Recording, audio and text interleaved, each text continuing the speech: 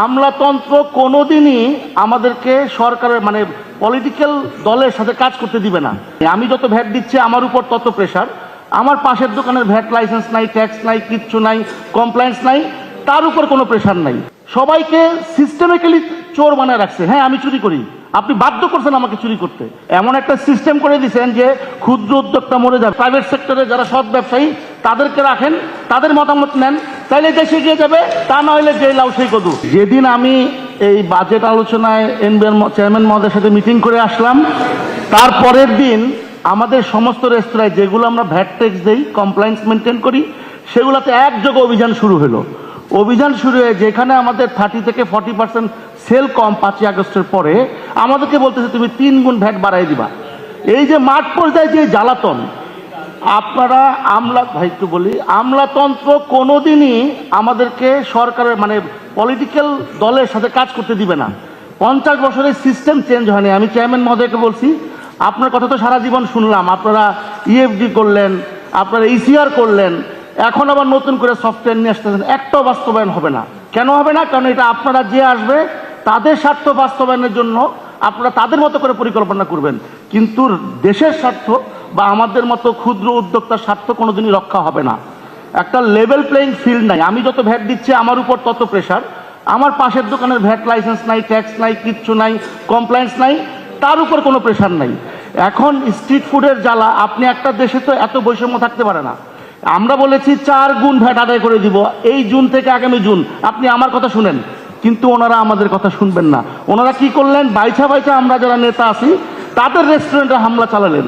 আমাদের কারো কথা, 13টা অধিদপ্তর, আপনি মাননীয় অর্থমন্ত্রী মহোদয় একটু শুনবেন, ওনাদের কথা একটু পরে শুনেন, আপনি শুনেন। আপনি যখন বিরোধী দলে ছিলেন, আপনার কথা মনোযোগ দিয়ে শুনতেছি। Thank you. আপনি যখন বিরোধী দলে ছিলেন আপনি বলছেন যে বাংলাদেশ হচ্ছে আমরা স্রোতের বিপরীতে ব্যবসা করি, সবাইকে সিস্টেমিক্যালি চোর বানায় রাখছে। হ্যাঁ, আমি চুরি করি, আপনি বাধ্য করছেন আমাকে চুরি করতে, কারণ আমাকে লেভেল প্লেইং ফিল্ড দেন নাই। তো এই থেকে বেরোর রাস্তাটা কি? এই ব্যুরোক্রেসি কোনোদিনই বাইরেতে দিবে না। যখন তারা ওইখানে থাকে তখন তারা খুব বড় বড় কথা বলে, খুব সিস্টেমের কথা বলে, বাট সিস্টেম করতে পারে না। যখনই তারা রিটায়ার করে তখন বলে হ্যাঁ আপনারা আসলে ভুক্তভোগী, আপনাদের এটা করা দরকার ছিল। রাজনীতিবিদরাও তাই, রাজনীতিবিদরাও তাই। এক্সকিউজ মি, আপনি একটা স্পেসিফিক প্রপোজালটা দিলে বলতে চাচ্ছি, আপনি যেগুলো বলতেছেন এগুলো সব একমত। আমি বলতে চাচ্ছি যে আমাদেরকে ভ্যাট না বাড়িয়ে প্রপোজাল দেন। মাননীয় অর্থমন্ত্রী মধ্যে আমরা শুনেছি আপনারা ভ্যাট একই হার আবার নির্ধারণ করবেন 15%, IMF এর পরামর্শে। যখন এর আগে কিন্তু 15% থেকে আমরা 5-এ 3 বারের চেষ্টা এনেছি, এবং তৎকালীন চেয়ারম্যান বলেছে ভ্যাট আদায় বেড়েছে, তার মানে আমাদের কথা শুনেছে। আমরা বলেছি যে ভ্যাটের হার আরো কমিয়ে ট্যাক্সটা একসাথে নিয়ে যাওয়া। ক্ষুদ্র উদ্যোক্তারা প্রতি বছর ট্যাক্স দিতে গেলে 70% মিনিমাইজ করতে হয়, আন্ডারস্ট্যান্ডিং করতে হয় ওদের সাথে, সরকার কিছু পায় না। সেক্ষেত্রে আমরা বলেছি প্রতি মাসে ভ্যাটের সাথে আপনি ট্যাক্সও নিয়ে নেন। তাহলে আমরা কি হলো, আমাদের অ্যাকাউন্টেন্ট রাখার দরকার নাই। আপনি এমনভাবে সিস্টেম চাপাই দিচ্ছেন, আমার একটা ক্ষুদ্র ব্যবসায় অ্যাকাউন্টেন্ট লাগবে, যদি কোনো কারণে এটা লিমিটেড হয়ে যায় আমাকে এই চার্টার্ড অ্যাকাউন্টেন্ট থেকে অডিট রিপোর্ট নিয়ে আসতে পারে, হিউজ ব্যয়।